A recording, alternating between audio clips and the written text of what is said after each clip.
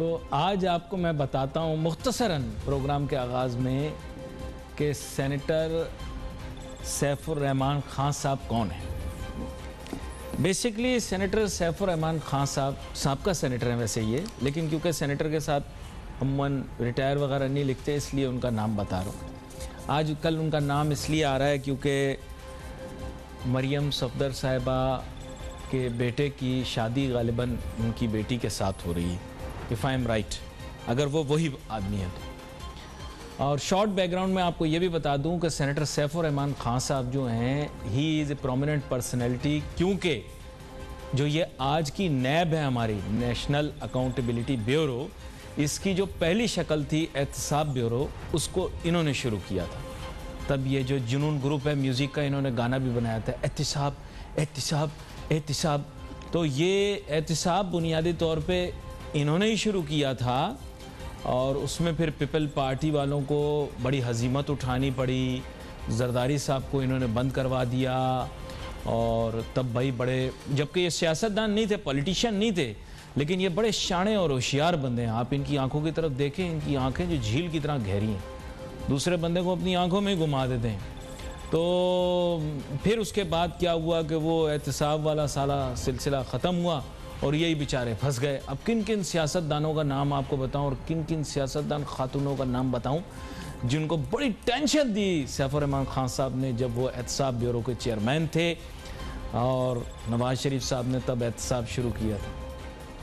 वैसे ये एक लम्हा फ़िक्रिया भी है और वो लोग जो कि आजकल मॉडर्न एहतसाब कर रहे हैं उनके लिए भी एक निशान इबरत है कि फिर उसके बाद मेरे ख्याल मैंने नहीं देखा सैफुर रहमान खान साहब पाकिस्तान वापस आए। पहले तो कतर मेरे ख्याल शिफ्ट हो गए, फिर उसके बाद अब आप खुद ही देख सकते हैं where life is taking him and his family as well. तो जितने लोग आजकल एहतसाब की बात कर रहे हैं ये याद रखें कि भाई अपना भी एहतसाब करना साथ साथ बहुत ज़रूरी है, वरना बदलता है आसमां रंग कैसे कैसे। मुझे याद है जब नैब शुरू हुई थी तो इन्होंने, ये चौधरी बरादरान हैं हमारे, उनके घर चले गए और चौधरी बरादरान के घर जाके कमोडों को भी जाकर इन्होंने देखा। हाँ, कमोडें इन वॉशरूम में होती है ना, WC जिन्हें आप लोग कहते हैं, उन कमोडों को भी जाके चेक किया कि कमोड इतने महंगे क्यों हैं। चौधरी शुजात मुबारक साहब से आप पूछ सकते हैं, चौधरी शुजात मुबारक कह दिया, चौधरी शुजात से आप पूछ सकते हैं, चौधरी परवेज़ इलाही साहब से भी जाकर पूछ सकते हैं। फिर उसके बाद आपको पता है मोनिस इलाही साहब आजकल फेडरल मिनिस्टर बन गए। ये हमारे मुल्क के अंदर ये चलता रहता है भाई सिलसिला, इस चक्कर में नहीं आना। असल में प्रॉब्लम ये है हम लोग ठीक नहीं हैं, हम लोग ठीक नहीं हैं, हम कौम भी ठीक नहीं है। सॉरी मैं क्या करूं, मुंह से मेरे सच निकलता है। आगे चलते हैं भाई। मुल्क में बहुत सस्ताई हो गई है, मुल्क की मईशत तो बड़ी तरक्की कर रही है, आप लोगों को इसके बारे में पता नहीं है और मुल्क तरक्की नहीं कर रहा, तो ऐसे कैसे होता है। शहबाज शरीफ साहब सुने, आप क्यों जा के उन लोगों के कानों में बता रहे हैं आप, शहबाज शरीफ साहब आप क्यों लोगों को जा के उनके कानों में बता रहे हैं कि मईशत हमारी खराब हो गई है, मईशत हमारी A1 है, फर्स्ट क्लास है, इतनी तरक्की आज तक नहीं हुई, इतनी मोटरसाइकिलें नहीं बिकी, इतनी गाड़ियां नहीं बिकी। सुनाओ वजीर आजम इमरान खान साहब क्या कह रहे हैं। शहबाज शरीफ साहब सुने, बताएं। कल जो है वो इमरान खान साहब ने क्या कहा, प्रोड्यूसर साहब जरा दिखाएं लोगों को। अब मुल्क माशाल्लाह ऊपर जाना शुरू हो गया। पहले 2-1.5 साल तो हम मुल्क को स्टेबल करते रहे, मुश्किल हालात में था, हर तरह के बुरान आए हुए थे, पहले स्टेबल किया, अब आहिस्ता आहिस्ता मुल्क ऊपर जा रहा है। पाकिस्तान की तारीख के सबसे ज्यादा मोटरसाइकिल बिके हैं इस साल, कभी पाकिस्तान की तारीख में इतना मोटरसाइकिल नहीं बिका। तो लोग कहते हैं तबाह हो गए, मुल्क तबाह हो गया, तो तबाह हो गया तो रिकॉर्ड सारे टूट गए, मोटरसाइकिल के, टोयोटा की गाड़ियों के रिकॉर्ड टूट गए हैं। कभी इतनी गाड़ी रिकॉर्ड तो टूट गए, मोटरसाइकिलें लोग खरीद रहे हैं, गाड़ियां खरीद रहे हैं। शहबाज शरीफ साहब ऐसे ही उन लोगों के जा के कान भर रहे हैं। वो लोग होते हैं, वो जो हमारे लोग मुल्क में हुकूमतें बनाते हैं, उन लोगों के जा के कान भर रहे हैं शहबाज शरीफ साहब कि मईशत तबाह हो गई है, मईशत ख़राब हो गई है। नहीं हुआ ऐसा शहबाज शरीफ साहब, दर्जी को टेलीफोन करके फिर अपने माप की शेरवानी कैंसिल करवा दें। ये मौका आपको नहीं मिलेगा। अच्छा आप फिर बताएं, अगर गलत बोल रहे हैं इमरान खान साहब तो क्यों रिकॉर्ड मोटरसाइकिलें बिक रही? चलो गाड़ियों पे तो आप बोल सकते हो कि अमीर लोगों को जो है वो प्रॉब्लम नहीं है, उनके पास पैसा बहुत है, उन्होंने खरीद ली नई गाड़ियाँ। लेकिन मोटरसाइकिलें ज़्यादा क्यों बिकी हैं, आप मुझे ये बताएं। इसके लिए तो मेरे पास भी जवाब नहीं। I am sorry, so I have to go by facts. मतलब मुझे पता है शहबाज शरीफ साहब मेरा शो देखते हैं, बल्कि नवाज शरीफ साहब भी देखते हैं, लेकिन बात कुछ ऐसी है कि ये फैक्ट, इसकी मैं नफ़ी कैसे करूं? देखो, रोना गाना मैं कर सकता हूं, मैं तो कब से चीखता चिल्लाता आ रहा हूं। मुशर्रफ साहब के दौर में मुशर्रफ साहब की मईशत पे तनकीद की, कोई फ़ायदा नहीं। मुशर्रफ साहब भी प्रोग्राम देख रहे हैं आजकल, तो वैसे ही फालतू घर बैठे रहते हैं, उनको तो क्लिप भेजने की भी ज़रूरत नहीं। तो उनको मैं बताता था कि ये देर पा मईशत नहीं होगी, और वो नहीं निकली। वो जब तक थे चल रहा था। नोटू भी अमेरिका से आ रहा था, हम बंदे पकड़ पकड़ के दे रहे थे। नोटू टैट देते हैं। अमेरिकन लोग अच्छे हैं, ये मैं बता दूं। मेरी तरफ से अमेरिका से ज़्यादा अच्छी दोस्ती करनी चाहिए। क्यों? अमेरिकन पैसे चौखे देते हैं, काम लेते हैं, काम के बाद पेमेंट करते हैं। ठीक है, हम भले रोते रहें, हम तो आला ज़र बन ही नहीं सके ना। इतना पैसा पकड़ लिया फिर भी हम तक गए, हमें और दो, हमें और दो, हमें और दो। लेकिन उन्होंने अपना काम कराया, पैसे हमें दिए। चाइना वालों ने काम कराया, पैसे भी नहीं दिए, बस गाना सुनाया, भाई ये ड्रामा कर दिया, नोटू नहीं दिए।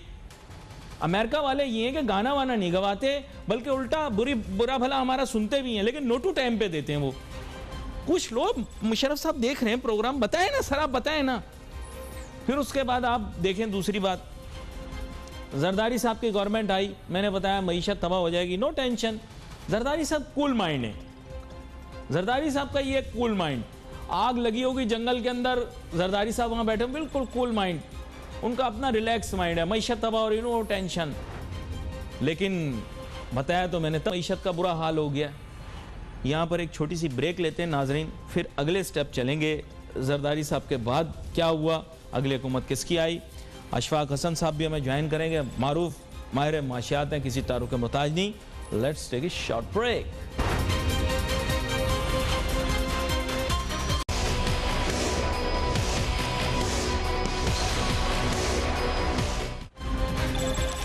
खैर बात मुख्तसर करते हैं, क्योंकि डॉक्टर अशफाक हसन साहब मारूफ माहिर माशियात हमें ज्वाइन कर चुके हैं।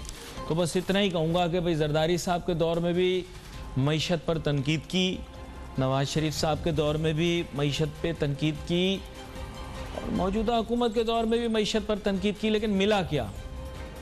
मुझे तो कुछ नहीं मिला ना। जिन लोगों ने वाह वाह की, उन्हें तो सब कुछ मिल गया। और दूसरी बात यह कि मेरे कहने ना कहने से मईशत और शुमारियात तब्दील नहीं होंगे। शुमारियात हमेशा हुकूमत वक्त के फेवर में होते हैं। So I have taken a break, और now everything is full of appreciation. लेकिन उस बुज़ुर्ग की दुआ ने मुझे फंसा दिया है। टीवी के ऊपर मेरे मुंह से सच निकलता रहता है। किसी दिन लंबा फंसूंगा, लेकिन कोई मसला नहीं, जब होगा तो देखेंगे। अभी डॉक्टर अशफाक हसन साहब हमें ज्वाइन कर चुके हैं। सर वेलकम करता हूं आपको शो में। Sir thank you very much. Doctor Ashfaq Hasan साहब, बड़ा जबरदस्त होता है। डॉक्टर अशफाक हसन साहब, असल में बात यह है कि मैंने अभी वक्त के साथ साथ ये देख लिया है कि अगर दुनिया में तरक्की करनी है तो थोड़ा तो अपने अंदर से कड़वाहट निकालनी पड़ेगी। इसलिए मैं ये सोचता हूँ कि ये बात ऑन फेस वैल्यू मान ली जाए कि इतनी मोटरसाइकिलें, इतनी गाड़ियाँ बिक रही हैं, तो मुझे शौकत अजीज साहब याद आ गए। तो वो भी यही कहा करते थे, गाड़ियाँ बिक रही, मोटरसाइकिलें बिक रही हैं। तो सर ये तो मैं इसकी नफ़ी नहीं कर सकता, इनकी नफ़ी नहीं कर, क्या कहते हैं आप? देखिए, to be fair with prime minister, हालात जो पिछले माली साल में थे, अब थोड़ा उसमें एक जो था ना कि क्राइसिस का पीरियड था, वो वाकई निकल गया क्राइसिस का पीरियड। और उसके बाद ये पैंडेमिक आया, हम पैंडेमिक से भी निकल गए, पैंडेमिक में रहने का तरीका भी हमने सीखा। और फिर साथ साथ ये है कि IMF का प्रोग्राम एक तरीके से मेरे नज़दीक सस्पेंडेड है, जिसकी वजह से वो मार धाड़ जो IMF के प्रोग्राम में होता है वो भी सस्पेंडेड है। और उस सस्पेंशन ने हमारे प्राइवेट सेक्टर को बड़ा कॉन्फिडेंस दिया है। कि प्राइम मिनिस्टर ने भी काफी प्राइवेट सेक्टर को जाके कहा कि भाई ये बिजली, और आपने देखा होगा कि उन्होंने बाकायदा ऐलान किया फाइनेंस मिनिस्टर ने भी, प्राइम मिनिस्टर ने भी, कि हम कोई बिजली की कीमत नहीं बढ़ाएंगे, कोई गैस की कीमत नहीं बढ़ाएंगे। और उसके बाद काफी टैक्स के हवाले से भी, बैंक के क्रेडिट के हवाले से भी उनको मुराद दी गई है। तो वो प्राइवेट सेक्टर का एक कॉन्फिडेंस बहाल हुआ है, जिससे ये आपको लग रहा है कि जो हमारी इंडस्ट्रीज में भी हलचल है। तो जाहिर सी बात है कि पैंडेमिक के जमाने में चीजें काफी सुस्त रवि के शिकार हो गई थी। अब चूंकि एक्टिविटीज खुल गई हैं, शुरू भी हो गई हैं, तो इसलिए पिछले माली साल से जब आप कंपेयर करेंगे तो ये डिफरेंट आपको नजर आएगा। अगर उस वक्त गाड़ियां जो है, मैं एग्जांपल दे रहा हूं कि 100 गाड़ी बिक रही थी, तो इस मरतबा 200 गाड़ी बिक रही होगी, तो आप अगर उसका रेट ऑफ इंक्रीज देंगे तो 100% बढ़ा हुआ होगा। तो ये नंबर काफी इंप्रेसिव नजर आते हैं। तो हकीकत यह है कि पिछले माली साल से इस माली साल में एक ठहराव है, प्राइवेट सेक्टर का कॉन्फिडेंस जरा बहाल हुआ है, और इसका रूट वो IMF के प्रोग्राम का सस्पेंशन है। आज हम उसी हाराकारी में उतर जाएं, वही बिजली की कीमत बढ़ाओ, गैस की कीमतें बढ़ाओ, फला एक इश्यूज है जिसने पाकिस्तान को अभी प्राइवेट सेक्टर को तंग किया हुआ है, ये डॉलर की रुपी की डिप्रिसिएशन है, जिसका कोई इकोनॉमिक सेंस मेरे नजदीक नहीं है। कल मैं देख रहा था कि गवर्नर स्टेट बैंक ने दावा किया कि मेरे $10 बिलियन बढ़ गए हैं रिजर्व में। बिल्कुल बढ़े हैं। फिर कल मैंने ये भी देखा कि हमारा $2.7 बिलियन का रेमिटेंस आया जुलाई के महीने में, माशाल्लाह जबरदस्त है। तो जब इतना इनफ्लो हो रहा है तो why rupee will come under pressure.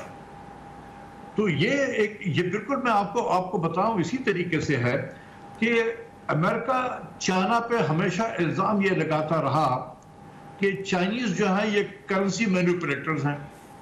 International level पर यही उनका इल्जाम है। उनका ये कहना था कि जब चाइना के $200 बिलियन के रिजर्व थे तो 7 युआन $1 के बराबर था। आज 3000 बिलियन से ज्यादा डॉलर के उनके रिजर्व हैं, तो एक्सचेंज रेट वहीं खड़ा हुआ है 7 युआन।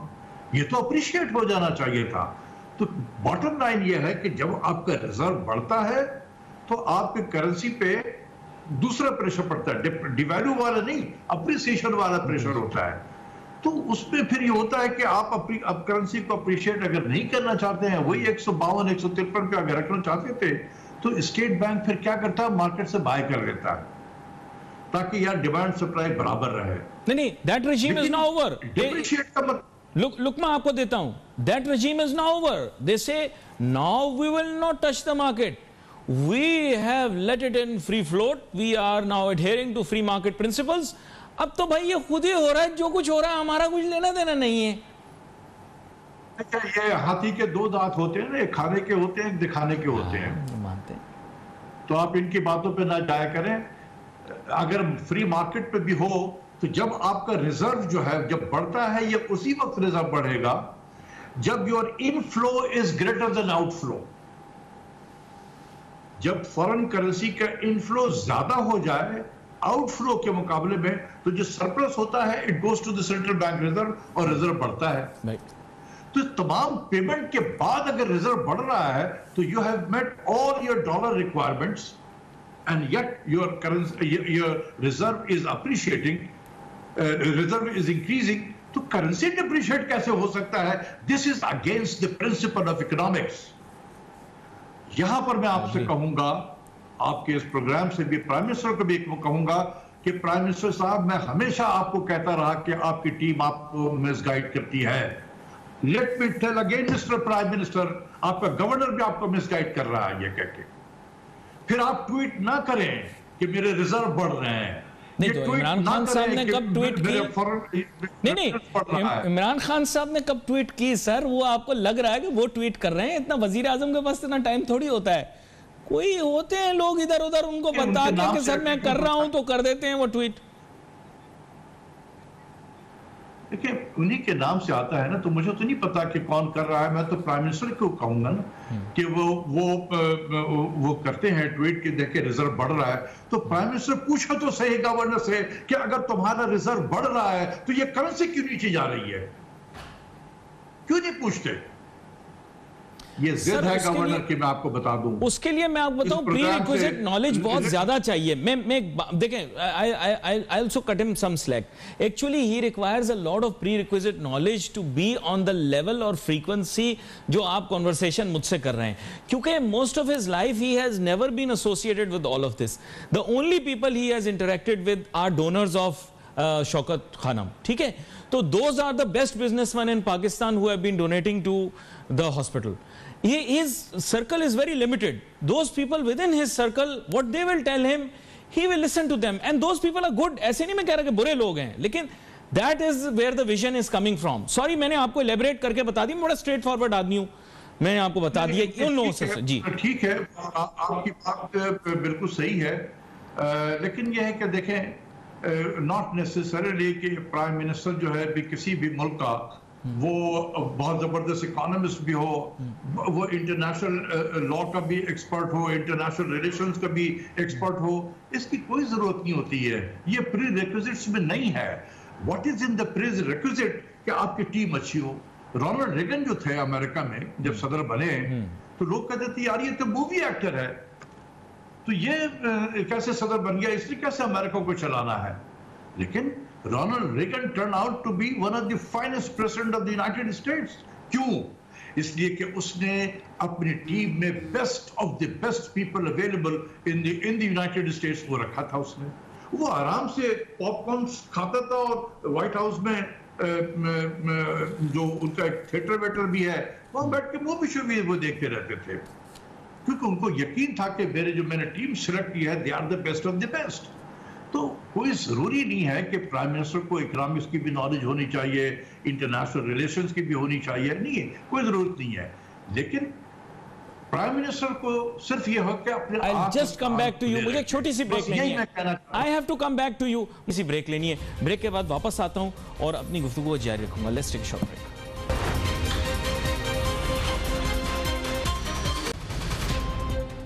बड़ी आला सतह की गुफ्तगू हो रही है और जाहिर बात है जब भी डॉक्टर अशफाक हसन साहब आते हैं तो फिर प्रोग्राम की सतह भी बेहतर हो जाती है और उसके देखने वाले सुनने वालों का मेयार भी जाहिर बात है फ़र्क होता है। MNA MPA सेनेटर वज़ीर मुशीर इस्लामाबाद और इस्लामाबाद के गिरदो नवा में ख़ास तौर पे लोग जो हैं वो प्रोग्राम को देखते हैं। तो डॉक्टर अशफाक हसन साहब, बात कुछ ऐसी है सर कि ये इसमें गलती खामी उनकी नहीं, बात ये है कि उन्हें बताया गया कि Pakistan economic problems are very simple. Pakistan only economic problem is corruption. Once we will eliminate the corruption, or if we can not eliminate the corruption, we can throw out the corrupt out of the country, we will recover the money and we will become the richest nation in the whole world. ये उनको बताया गया है, तो that's not his mistake. People have misled him, misguided him. जी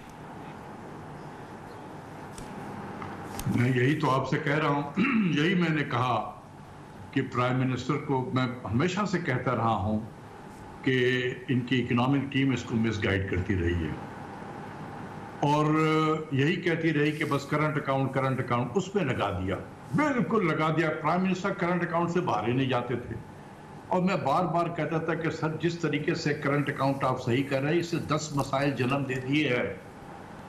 लेकिन prime minister को मेरी बात नहीं समझ में आती रही। जब शौकत तरीन ने आके कहा, वजीर खजाना बनने से पहले कि 2.5 साल में मईशत का बेड़ा गर्क कर दिया गया, फिर प्राइम मिनिस्टर को एहसास हुआ।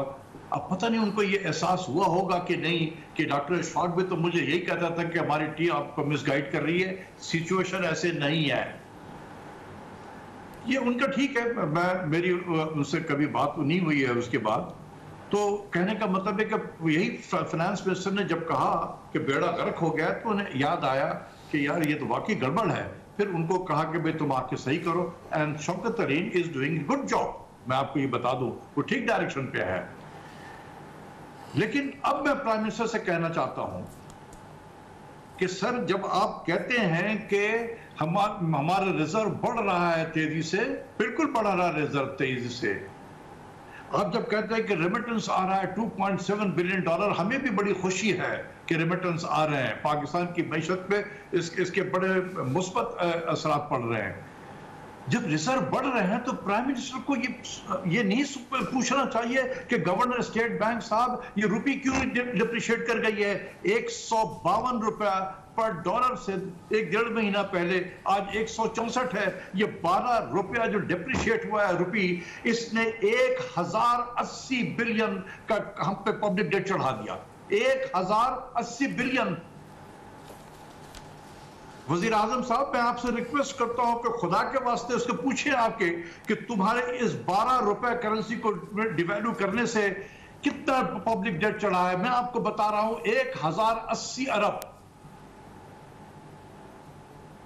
फिर आप कहेंगे कि एफबीआर का रेवेन्यू जो है आधा से ज्यादा तो मेरा डेट सर्विसिंग में चला जाता है। ये इसलिए जा रहा है प्राइम मिनिस्टर साहब आपका जो आधे से ज्यादा रेवेन्यू डेट सर्विसिंग में, क्योंकि आपका गवर्नर या तो कभी इंटरेस्ट रेट को बढ़ाता है। जब हमने उसका हाथ रोका है इंटरेस्ट रेट के लिए कि इंटरेस्ट रेट ना वो एक तरीके से हमने उनके हाथ बांध के रखे हुए हैं बोल बोल कर, उसने कहा कि मैं अब एक्सचेंज रेट से बदला लेता हूं।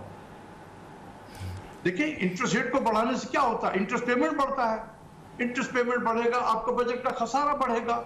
आप बोरो करेंगे, मजीद कर्जा बढ़ेगा।